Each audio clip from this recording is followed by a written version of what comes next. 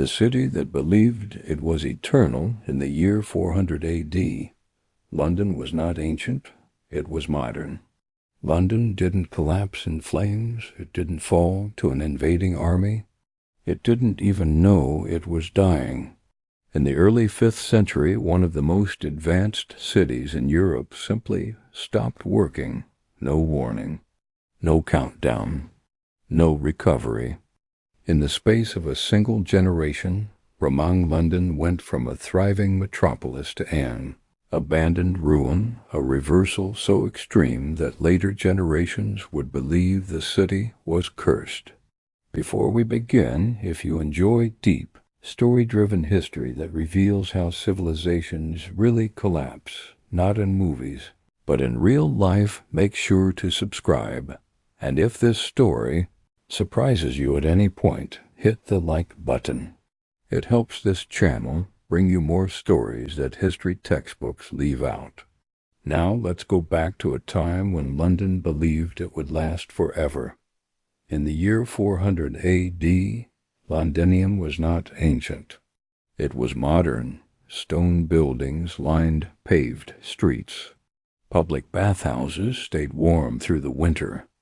Heated floors, clean running water, and organized markets made London one of the most comfortable cities north of the Alps.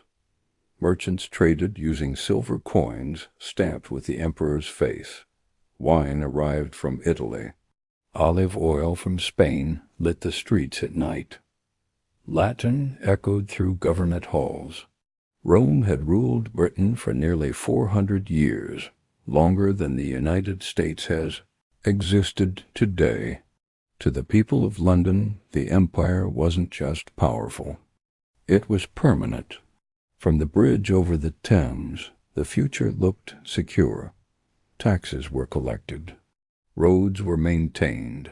Governors hosted banquets. Civilization felt locked in place. But permanence was an illusion. Far beyond Britain, the Roman Empire was cracking. Civil wars drained resources.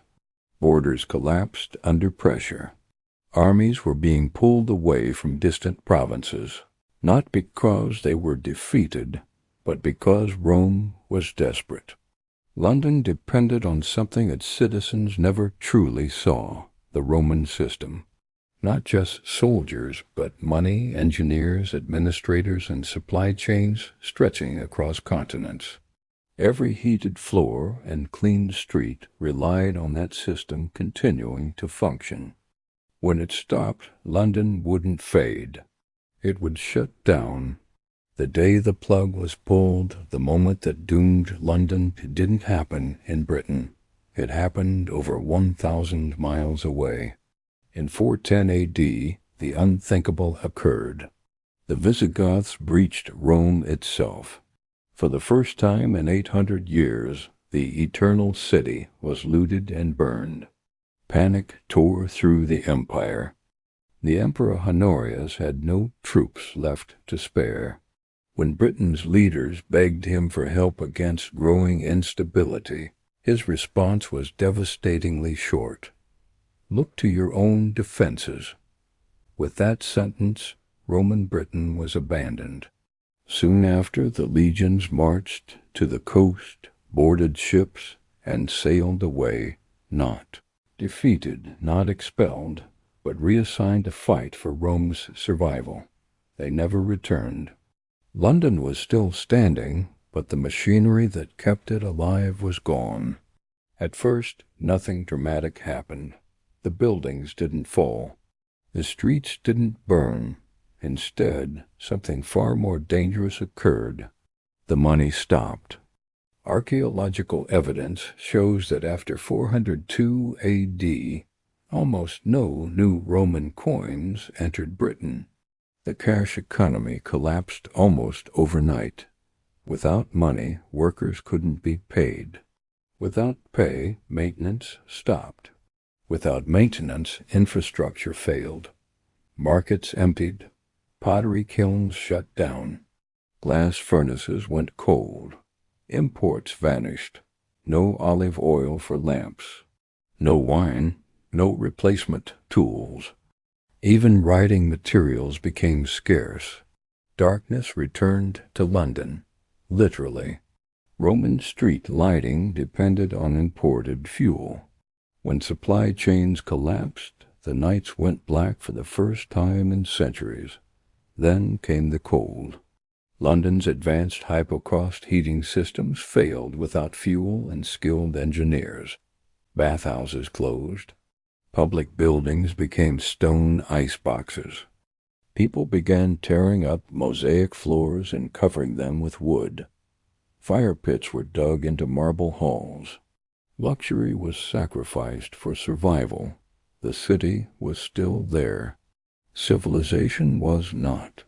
The empty city, as Roman authority vanished, so did order. Courts stopped functioning. Taxes were no longer collected. There was no one to organize repairs, enforce laws, or protect trade. London became a scavenger city. Roofs collapsed. Walls cracked. Rats and animals moved in. By 450 A.D., Londinium, once home to around 30,000 people, was nearly empty. Bridges collapsed into the Thames. Roads disappeared under rubble. Whole neighborhoods were abandoned. Nature reclaimed the city. A thick layer of black soil, known today as dark earth, slowly buried Roman London. Grass grew over forums. Trees pushed through tiled roofs. Birds nested in basilicas. For centuries the city lay silent. When Anglo-Saxon settlers arrived generations later, they didn't move into the Roman ruins. They feared them.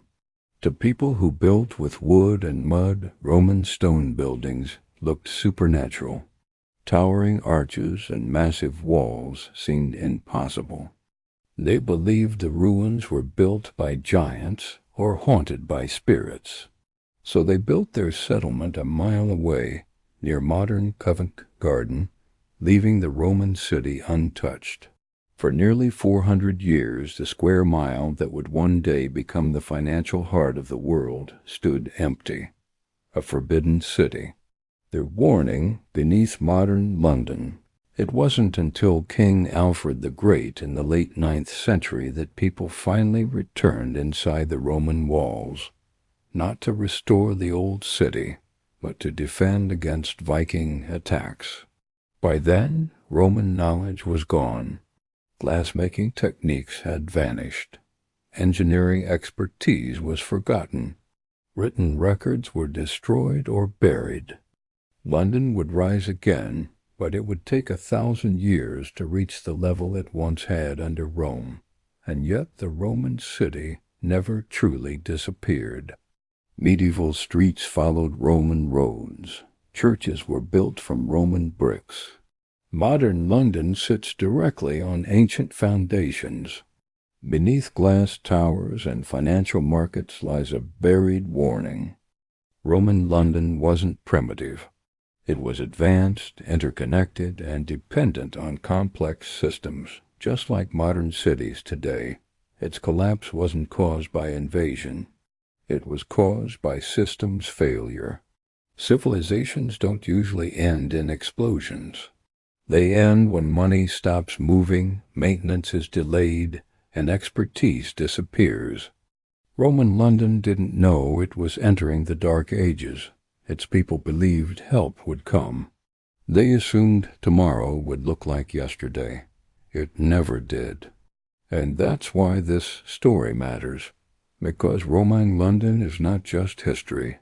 It's a reminder that civilization is fragile, and that even the greatest cities can go dark faster than anyone expects. Its ghost is still there, beneath our feet.